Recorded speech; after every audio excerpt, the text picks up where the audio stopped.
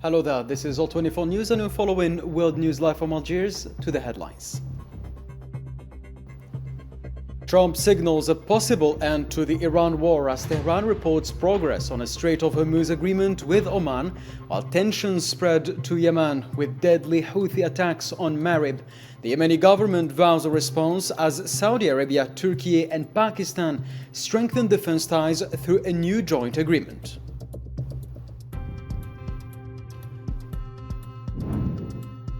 (1,342 minors among Moroccan migrants who crossed into Ceuta as Spanish authorities work to identify victims.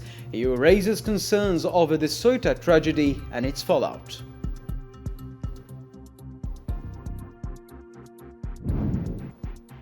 Mali and Algeria strengthen alignment on Sahel security, with Prime Minister Abdullahi Maiga highlighting shared positions on sovereignty, non-interference and efforts to combat terrorism and foreign influence.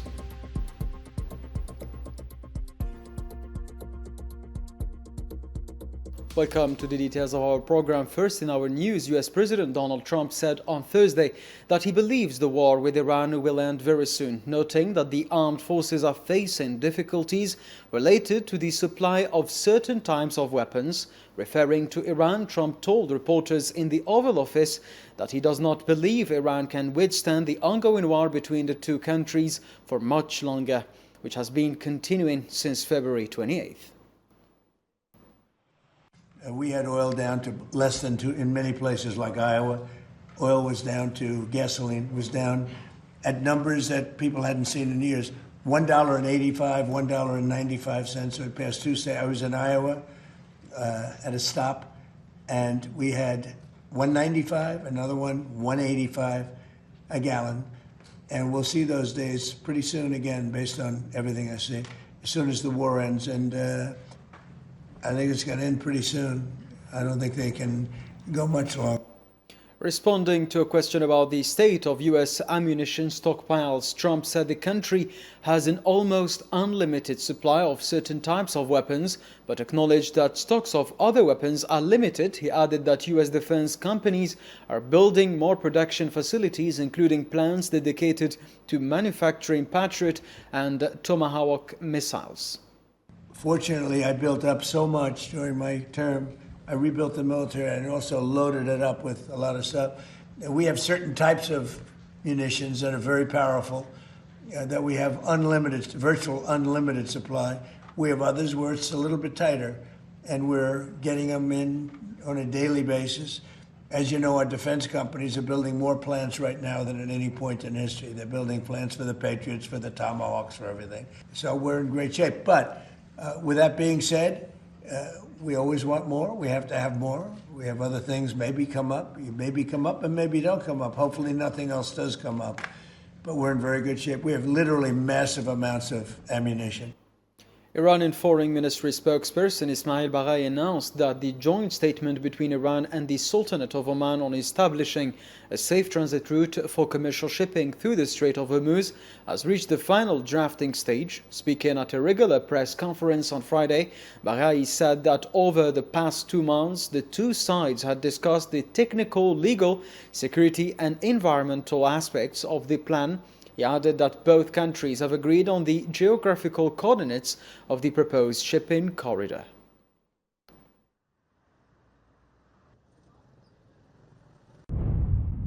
Talks between Iran and Oman as the two coastal states bordering the Strait of Hormuz have been underway over the past 2 months with the aim of defining a safe navigation route for commercial shipping through the strait. The discussions have addressed the various technical, legal, security and environmental aspects of the proposal within the relevant authorities in our country. The two sides have reached agreement on the geographical coordinates of the proposed route, provided that certain third parties do not obstruct the process. The joint statement of the two countries, which includes the agreed observations and the principal points of understanding, is also in the final stages of review and drafting.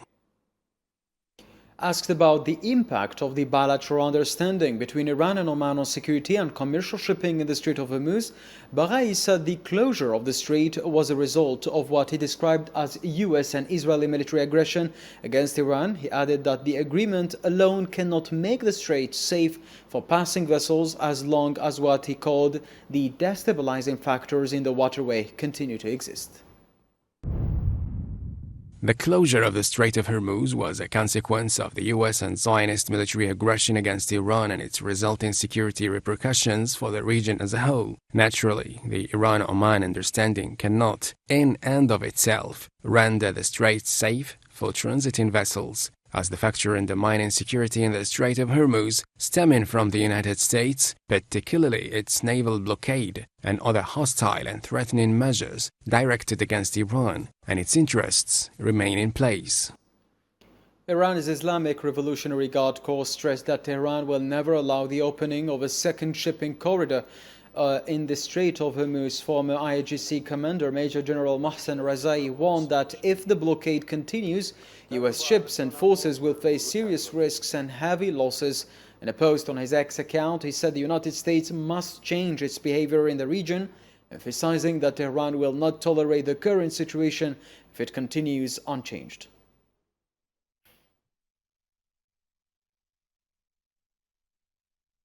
Iranian Parliament Speaker Mohammad Bagher Ghalibaf called on the United States to accept the realities and honor its commitments. In a post on X on Thursday evening, Ghalibaf described US President Donald Trump's remarks as repetitive show diplomacy and a failed strategy. He said that relying on what he called intimidation, false promises, and fake news as leverage in negotiations represents a failed strategy.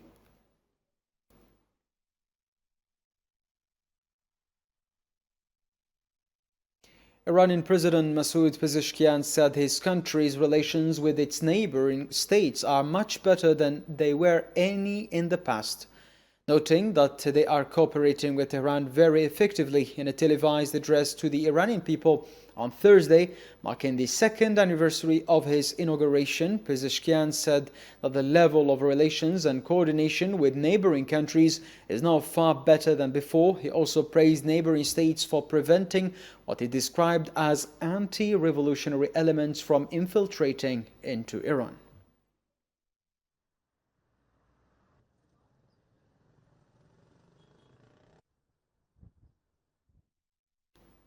Iran reaffirmed its commitment to ending the war and restoring regional security through diplomacy and fair political solutions. Speaking at the Eurasian Intergovernmental Council meeting in Kyrgyzstan, Iran's industry minister said the situation facing his country challenges key principles of international law, stressing that defending them is essential for collective security, regional stability, and the rule of law.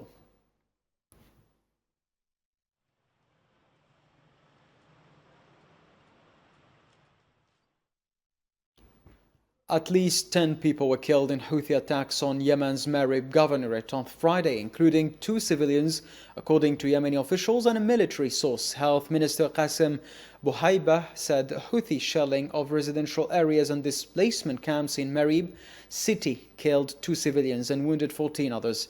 A military source told AFP that a drone attack in Harib district killed 8 people and injured 12, adding that the Houthis launched over 10 missiles and 7 suicide drones targeting military camps.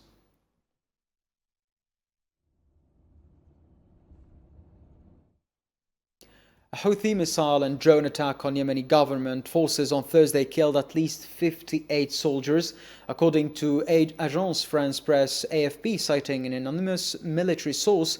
The death toll from the Houthi missile and drone attack on military camps belonging to the Yemeni government in the governorates of Marib and Hadramaut has risen to 58, with dozens more wounded. The source added that the toll is expected to increase because some of the injured are in critical condition.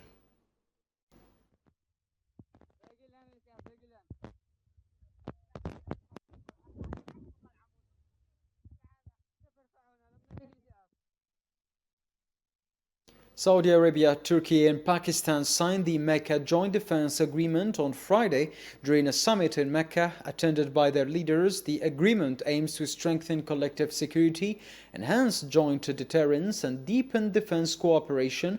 It states that an armed attack against any one of the three countries would be considered an attack against all.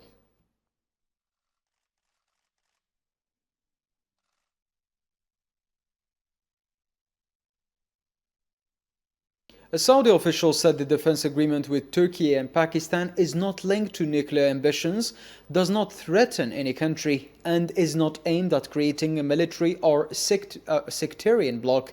Deputy Foreign Minister Riyad Karmali said the pact focuses on strengthening national capabilities, not an arms race, and does not affect Saudi Arabia's existing regional and international partnerships or other agreements.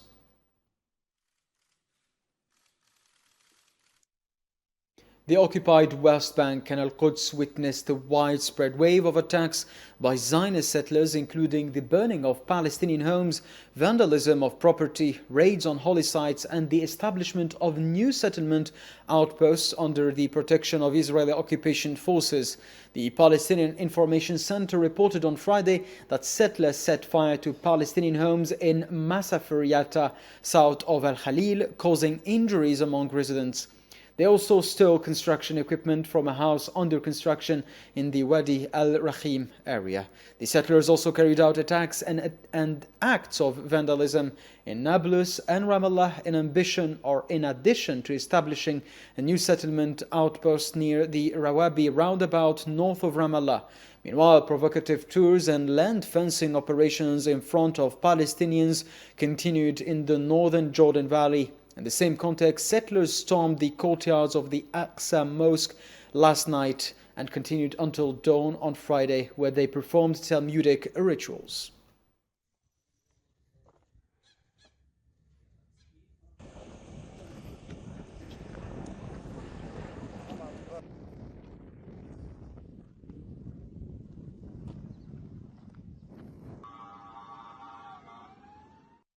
Spanish authorities are working to identify migrants whose bodies were recovered after a mass influx into Ceuta, with the death toll reaching 80. Most victims are expected to be buried in the city unless families request repatriation. Additional police and forensic teams have been deployed, while authorities have confirmed the identities of only 4 victims so far.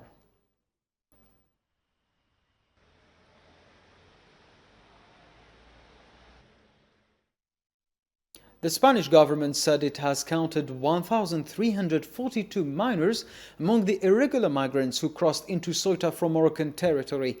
Spanish Youth Minister Sira Rego said on Friday that she hopes the transfer of underage migrants from the Spanish enclave of Ceuta to mainland Spain can begin within weeks. She noted that priority will be given to boys and girls under the age of 13.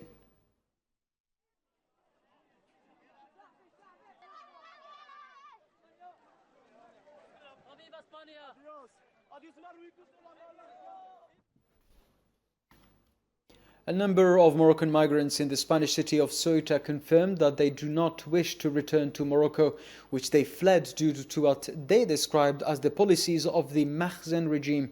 The migrants also expressed hopes of reaching an arrangement that would allow them to continue their journey toward mainland Spain.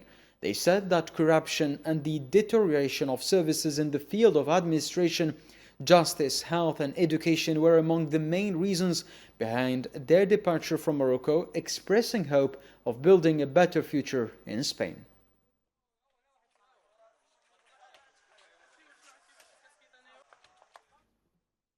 European officials have voiced growing concern over Morocco's handling of the mass movement of tens of thousands of its citizens toward the Spanish enclave of Ceuta, describing Rabat's conduct as complicit. Calls are also mounting within the European Union for stronger measures to stop what officials describe as the Makhzen's use of irregular migration as a tool to blackmail Europe. Details with Marwa Bleiwer. After what I have witnessed, Morocco is not a country Europe can rely on. Responsibility for Europe's land border with Africa should rest with Europe, not Morocco. Those were the words of the European Union's Commissioner for Migration after more than 70,000 migrants crossed into the Spanish enclave of Ceuta from Morocco. The remarks reflect growing concern within the European Union that the Makhzen is exploiting widespread public frustration over deteriorating living conditions inside the kingdom, turning the hopes of Moroccan youth and even children for a better life into a bargaining chip to pressure Europe and extract political concessions that extend beyond recognition of the Makhzen's expansionist ambitions. As I said before, these past few days were a test of our European resilience, a test of the security of our external borders, and these days showed clearly that there are actors who have no regard for the safety or even for lives of innocent people. By every measure, Europe has not had this much control over illegal migration in decades. But of course, the events from Ceuta, that's also pretty clear, show that dramatic images beat actually the best statistics. And that's also, of course, one of the learnings. The European Commissioner's unusually firm message to Rabat came after an earlier warning from European Commission President Ursula von der Leyen, who called for a coordinated European response to the Ceuta migration crisis. According to von der Leyen, the incident clearly demonstrates the need to further strengthen security at Europe's most sensitive external borders. The mass exodus towards Ceuta was not fortuitous, but rather masterminded, as emphasized by the president of the Moroccan Association for Human Rights, Souad Brahma. No matter how naive and stupid a human being can be, no one could ever imagine that 60,000 people would move at the same time like this. It is impossible. Migration takes place throughout the year. But for them to move at a specific time, in large waves and in such large numbers, it is impossible for it to be spontaneous or natural. The Ceuta migrants' crisis is not the only issue the EU was subjected to by the Makhzen regime. The Pegasus spyware scandal that targeted the phones of members of the European Parliament and European heads of government has also become a defining moment in Europe's relationship with Rabat, reinforcing the view among European officials that goodwill alone is no longer enough in dealing with the Makhzen. A seminar on Western Sahara at the World Social Forum in Benin highlighted the conflict's humanitarian and environmental impacts, including the effects of the military wall, mines and drones. Participants also discussed the exploitation of natural resources, especially phosphate, by external companies, stressing the need to protect resources and uphold the Sahrawi people's right to sovereignty. As Spain withdrew in the 70s, Western Sahara is one of the most resource-rich. This demonstration serves as a meeting point for voices demanding a better world in terms of achieving justice, social justice, the fairness of people's rights, self-determination, and triumphing for just causes. It is an international platform held periodically to unite global solidarity movements in the face of today's challenges. With its multiple polarizations, at a time when universal values are facing a true test against dominant interests and the political machinery of the architects of the global game.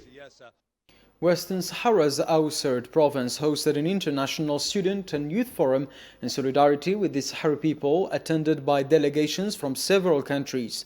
The forum discussed the political and historical aspects of the Sahrawi issue, Spain's legal responsibility, and the role of youth and women in advocacy efforts. It was held alongside the 5th Congress of the Sahrawi Student Union to strengthen international solidarity.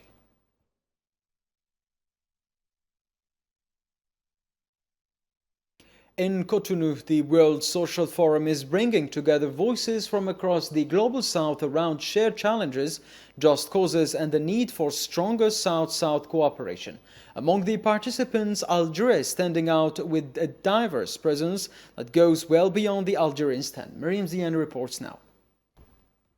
The World Social Forum is back on African soil, bringing together voices from across the world to promote social justice, development, solidarity, and just causes, while strengthening South-South cooperation.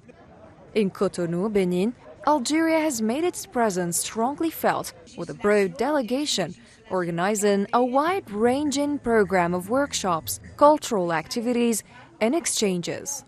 The culture of peace and living together emerged as one of the key themes, as well as the role of Algerian diplomacy in championing this vision. Today I participated in this workshop at the World Social Forum and discussed the culture of living together in peace, as well as the inclusion of education in the culture of living together in peace within educational curricula. I spoke about this project and the schools we have in Algeria. Let us not forget that Algeria was a pioneer in this project by presenting it to the United Nations. That was following the global conference, the Women's World Conference held in the city of Oran. Through this civil society initiative, which was the idea of Sheikh Khaled bin Tunis, this idea reached the United Nations thanks to Algerian diplomacy. Today, May 16th, is proclaimed as the International Day of Living Together in Peace. Representing Deep Minds, a deep tech venture studio, Rustam Belhaj highlighted how deep technologies can empower civil society, while deepening solidarity and understanding regarding key African issues like the Sahrawi cause. We had the honor of being part of the Algerian delegation in Cotonou, Republic of Benin, participating in the International Social Forum. Through this forum, we were able to communicate what Algeria has achieved in the field of civil society, as well as in deep technologies, through the workshop presented by our Deep Minds team regarding how deep technologies can help civil society on its path toward development. We also looked at many African issues, chief among them the Sahrawi issue. Furthermore, we were able to experience firsthand the concept of this issue, along with its historical, civilizational, and geographical depth. An interactive workshop focused on the theme of women, where Nadia Eidzei, a lawyer and retired professor, shared Algeria's expertise on combating violence against women and exchanged best practices with the engaged audience. Our intervention this morning focused on the Algerian experience in addressing violence against women through the implementation of the national strategy to combat violence, the law criminalizing violence, and the activities and actions undertaken in Algeria. Presenting this experience revealed similarities with the work done by Benin, as the audience that followed us was very engaged, interested, participated, and discussed with us while sharing their own experiences. We reached the conclusion that we could exchange best practices, adopt ideas from them, and have them adopt ideas from us, and that this cooperation can take place not only at the associative level, but also at the national country level. At its heart, the World Social Forum is bringing civil society and social movements together to exchange, cooperate, and confront shared injustices, strengthening South-South solidarity and the collective pursuit of a more peaceful and equitable world. Always on the African stage, Malian Prime Minister Abdoulaye Maiga says Mali and Algeria are increasingly aligned on political and security issues, particularly regarding the situation in the Sahel. Speaking at the close of meetings reviewing Mali's 5-year transition period, Maiga welcomed what he described as complete agreement between transitional leader Assimi Goïta and Algerian President Abdelmadjid Tebboune on key principles, including respect for national sovereignty and non-interference in the internal affairs of states. He said it is in the interest of all countries in the region to promote peace and security while putting an end to neo-colonialism, foreign domination and terrorism. Je pense qu'aujourd'hui nous devons nous réjouir et nous saluons. I believe that today we should welcome and celebrate the complete alignment in views between His Excellency General Assimi Goïta President of the Transition and Head of State of Mali, and President Abdelmadjid Tebboune of the People's Democratic Republic of Algeria. This convergence is, of course, founded on fundamental principles, foremost among them the respect for the sovereignty of states and non-interference in their internal affairs. It is also important to remember that these principles lie at the heart of our two nations. They are reflected in the powerful words of our national anthems. In the opening verse of Mali's national anthem, it says, and I quote, "At home or abroad, standing on the ramparts, resolved to die." The same words appear in the Algerian national anthem. I will say them in Arabic if memory serves me well. نحن ترنا فحياة أو ممات وأكدنا الأزمة انتهى الجزائر فشروا Algerian President Abdelmadjid Tebboune offered condolences on the death of Sheikh Said Al-Hajj Mohammed bin Ibrahim Kabash, praising him as a respected religious scholar, former president of the Al-Nahda Association, and a figure who devoted his life to serving religion, knowledge, and national values. President Tebboune expressed sympathy to his family, students, and supporters, praying for his mercy and peace.